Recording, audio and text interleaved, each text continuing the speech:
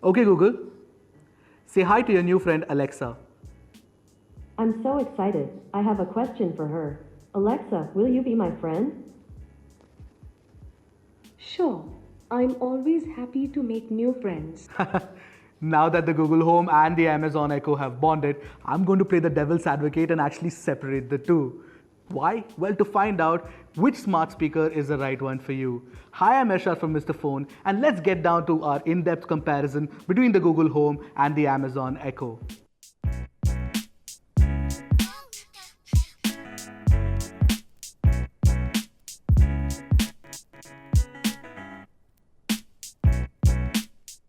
Oh, and before I forget, don't forget to subscribe to our channel and hit the bell icon to get notified about more such awesome tech videos. Let's start off with the setup process first. To actually set up the Google Home or the Amazon Echo, you will need an iOS or an Android device to do so. You will also have to download the corresponding apps for these devices, which is the Amazon Alexa app or the Google Home app.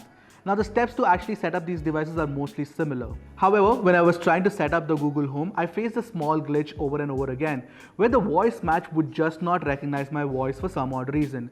On further investigation, I found out that you actually have to have your Google Home and your phone within 4 feet vicinity of your Wi-Fi router, which uses the same connection to connect both the devices. And voice match is very vital for Google Home to function, primarily because it recognizes your voice and uses it to actually link it to your Google account. What this means is that, say for example, you want to set up a calendar invite, you can do so with using just your voice. It will recognize your voice and link it to your personal Google account. However, Amazon Echo has a bit of an advantage here.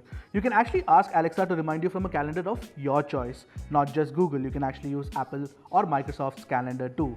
Moreover, you can also add reminders to apps like Any.do or Todoist. Oh, and lest I forget, if you actually want to buy something, you can ask Alexa to add it to the cart. Alexa, can you add a lightning cable to my Amazon cart?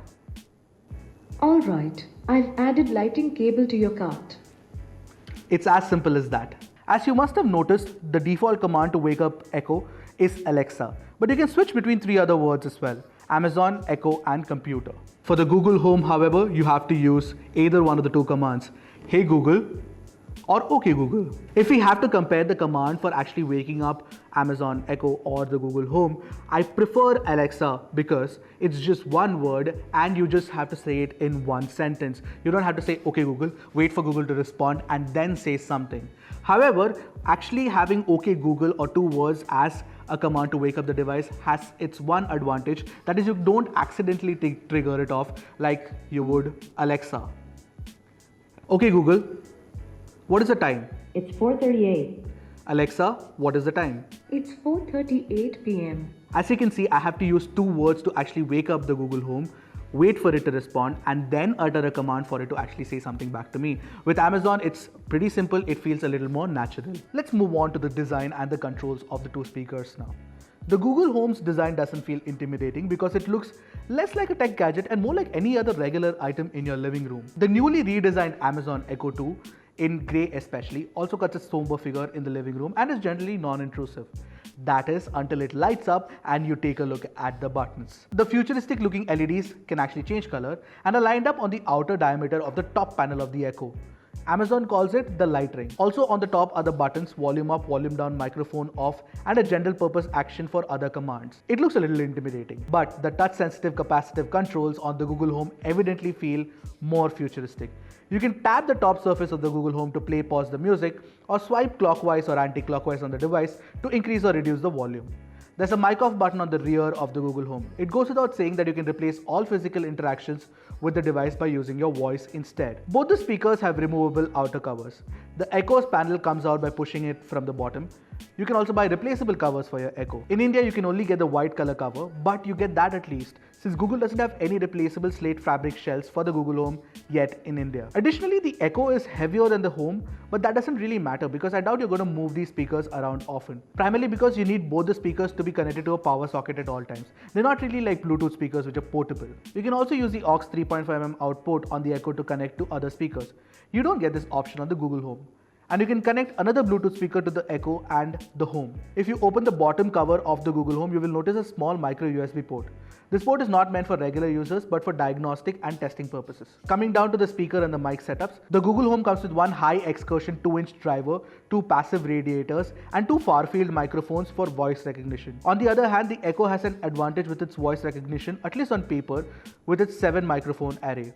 It also has a 0.6-inch tweeter and a 2.5-inch woofer. As far as the specs are concerned, I'm not going to give an advantage to either of the two speakers because that's not really enough to actually determine the sound quality of any speaker. Otherwise, as far as the design and controls are concerned, I think the Google Home definitely beats the Amazon Echo. But the Amazon Echo has a slight edge over the Google Home in terms of connectivity because it's got a 3.5mm auxiliary output. So let's talk about the microphone and the sound quality of these two speakers, primarily because that is vital for you to figure out which one you should buy. Considering the fact that the Amazon Echo has 7 far-field microphones, the voice recognition is actually better on the Amazon Echo compared to the Home. In fact, even when you're playing music at 100% volume, the Amazon Echo can actually recognize your voice, whereas the Google Home cannot. Let me demonstrate that for you. Hey Google, play Havana. Okay, Havana by Camila Cabello.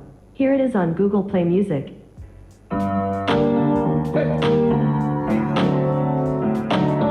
Hey Google, stop. Alexa, play Havana. Havana by Camila Cabello. Stop. Now coming to the sound quality of the drivers inside these speakers, I actually think that the Amazon Echo can get very loud, much louder than the Google Home. But the Google Home sound signature is much better. It sounds fuller and sweeter and it has a better mid-range response as well. At anything above 80% volume, the Amazon Echo actually starts sounding muddied and there is no instrument separation whatsoever. Overall, I really prefer the sound of the Google Home over the Amazon Echo. Now, considering the mic quality and the sound quality of these two speakers, I think it's clear that the Amazon Echo is better when it comes to voice recognition and the Google Home is better when it comes to sound quality. So there's not really much separating the two. Now coming to the most important part of this comparison, which is the smarter speaker of the two. Let's just do one thing and ask them a few questions. Alexa, what's the time? It's 6:02 p.m. Okay Google, what's the time? It's 6:02. Great, they seem to be okay on the time. Alexa, remind me to buy eggs in the evening When should I remind you? at 7 o'clock. Okay, I'll remind you at 7 p.m. Okay Google, remind me to buy eggs in the evening. Sure. I'll remind you tomorrow at 6 p.m. Okay Google, remind me today at 7 p.m. Alright, today at 7 p.m. What's the reminder? I want to buy eggs. Okay. I'll remind you at 7 p.m. Alexa, where's my phone? Sorry, I'm not sure. Okay Google, where's my phone? I found a few phones. The first listed is a CPH 1819. Should I ring it? Yeah. Alright, your phone should be ringing now. One of the things that you're going to be doing a lot with your smart speakers is actually asking it to play music. So what I'm going to be doing is asking both these speakers 3 songs now. Alexa, play Sign of the Times by Harry Styles. Sign of the Times by Harry Styles.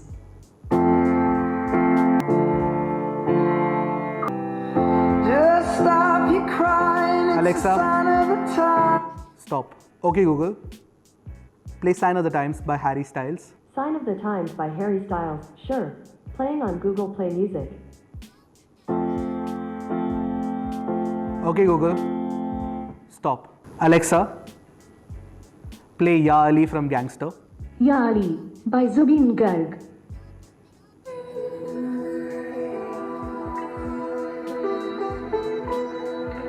Love the song.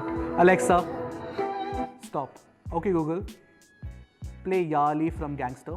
I looked for Yanni from Gangster on Google Play Music, but it either isn't available or can't be played right now. Okay. Okay Google, play Tali Pogade. I looked for Tally Bugatti on Google Play Music, but it either isn't available or can't be played right now. That's not what I asked for. Alexa, play Tali Pogade. Talli Pogade by Aparna Narayanan, Sid Sriram, and Aran Dinesh Kangaratnam. Alexa, stop. As you can see, the Amazon Echo is much better localized when it comes to recognizing Hindi or Tamil songs. Alexa, tell me a joke. Sunny Deol doesn't have a calendar at home because he doesn't like Tariq pe Tariq. Localized joke once again. Okay, Google, tell me a joke. Why was the student's report card wet? It was below sea level. Okay, Google, tell me another joke. If you cross your fingers after surgery, you'll heal faster. Or maybe it's just superstition. Alexa, tell me a joke. Why did the bubble gum cross the road?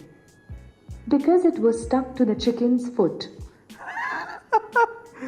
Yeah, so both these speakers can actually tell pretty decent jokes. But Alexa is once again localized for content. Alexa, book an Uber. There is an Uber Go 2 minutes away from your Uber home address. Should I order it? No. Okay, Google, book an Uber. Uber isn't supported in this region. Alexa, order food from Zomato. I found 2 restaurants from your order history currently delivering. First, Street Monk. Second, Dudley's. Please say first or second to select your restaurant, or say more to find more restaurants. Stop. Okay, Google, order from Zomato. Sorry, I don't know how to help with that yet, but I'm trying to learn. As you saw in my demonstration right now, the Echo can actually order food from Zomato or even book a cab for you, which the Google Home cannot do. Why? Because the Echo has something called skills. Using skills, you can do all of these and more. Let's try a little bit of translation right now. Okay, Google, how do you say how are you in Spanish? ¿Cómo estás? Okay, Google, how do you say how are you in Hindi? ¿Qué हाल है? Okay, Google, how do you say how are you in Malayalam? I don't speak that language yet. Alexa, how do you say how are you in Spanish? How are you in Spanish is ¿Cómo estás? Alexa, how do you say how are you in Hindi? I can't pronounce Hindi yet. I've sent the translation to your Alexa app. Alexa, how do you say how are you in Malayalam? Sorry, I don't know how to translate into Malayalam. That's 2:1 in this round. One of the things that Google tells that the Google Home can do is actually context-sensitive answers to questions. So let's do that right now. Okay, Google, how old is Barack Obama? Barack Obama is 56 years old. Not as old as I thought he would be. Okay, Google, how tall is he? He's 1.85 meters tall. Okay, Google, what's his height in feet? 6 feet 1 inch. Wonderful. Alexa, how old is Barack Obama? Barack Obama is 56 years old. Alexa, how tall is he? Sorry, I didn't get that. Alexa, how tall is Barack Obama? Barack Obama's height is 6 feet and 1 inch, 185 centimeters. As you guys heard, the Amazon Echo actually needs a little bit of prompting, whereas the Google Home can do context-sensitive answers as well, which is something that the Google Assistant has been doing on your phones for years now. Now that we've asked questions to both these speakers, there is one definite advantage that the Amazon Echo has over the Google Home. That is the fact that the Amazon Echo can actually make calls or messages to other Amazon Echo users in your contact list. Alexa, send a message to Ashwath. To Ashwath Nair, correct? Yes. What's the message? Hey, I'm just testing out my new Alexa app. Sending from Ershad. Wonderful. So that's as simple as that. Having said that, the Google Home cannot do that at the moment. In conclusion, as far as the smartness of these speakers are concerned, I feel that the Echo is more localized for the Indian market at the moment. Having said that, the Google Home can actually do better context-sensitive answers, and it is also better at search results. Something which has been Google's forte for years on end. But if you have to pick a winner between these two speakers, it's going to be a little difficult at the moment because both of these speakers are actually learning as they go. Moving on to smart home controls, both the Google Home and the Amazon Echo support a lot of devices. As far as first-party devices are concerned, the Google Home actually supports the Chromecast. Having said that, the Amazon Echo doesn't have support for the Fire Stick TV yet. What does the Chromecast support mean for Google Home is that you can actually play or pause videos on Netflix or YouTube, or you can actually even ask Netflix to play a video of your choice, which is pretty awesome. But the catch here is that Google Home supports only Netflix and YouTube for the Chromecast integration at the moment. It doesn't support apps like Hotstar and Prime. Duh. For my testing, I also tried the Philips Hue bulb with both the speakers and it worked like a charm. Asking your speaker to dim the lights or to brighten it never gets old. Both these devices also support a lot of IoT devices, one of which is the Nest thermostat. At the moment though, there are very few such devices in India, but that should change soon. As far as music apps are concerned, Google defaults to the Google Play Music and Amazon picks Amazon Prime. But you get the option of choosing TuneIn Radio and Saavn as well on the Echo. On the flip side, Google has partnered with Gaana and Saavn with 6 months of free subscription on each platform. Overall, as far as the smart home control for both these speakers are concerned, there's not much separating the two and both of them perform admirably at the moment. So to conclude this comparison, let's start off by talking about the prices of these two speakers. Both of these speakers are actually priced at Rs 9,999, which means that it is a level playing field. But considering the Amazon Echo released a few months earlier than the Google Home in India, it might have a slight leg up in terms of sales. Now, if I have to pick one winner between these two speakers, that's going to be really tough, primarily because each speaker has its own pros and cons. But I can tell you one thing with conviction. If you want a speaker that's more localized for Indian content, and if you're tied into Amazon services, and if you love shopping on Amazon's platforms, and if you love the skills that I've mentioned, the Amazon Echo is the perfect speaker for you. On the contrary, the Google Home is a work in progress in India. It's not localized at the moment. Having said that, it definitely has the prowess of Google's search engine and context-sensitive answers, which was made possible by Google Assistant. Also, let's not forget that Google actually has a lot of power in the machine learning and AI space. So the Google Home is definitely bound to get better over the years as you keep using it. I know I'm discussing this at the fag end of the comparison, but it is very vital, so I'm going to be doing that right now.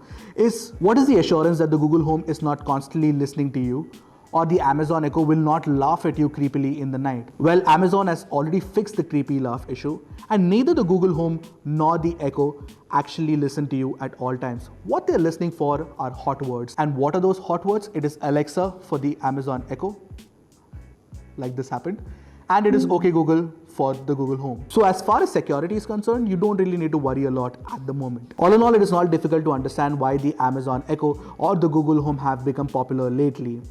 After all, it is much more natural to ask a question to your speaker sitting at home than to your phone when you're walking out and about in the real world. That's it from me. I'm Ershad from Mr. Phone, and I hope you liked our comparison between the Google Home and the Amazon Echo. Don't forget to subscribe to our channel and hit the bell icon to get notified about more such awesome videos. Until next time, Tata.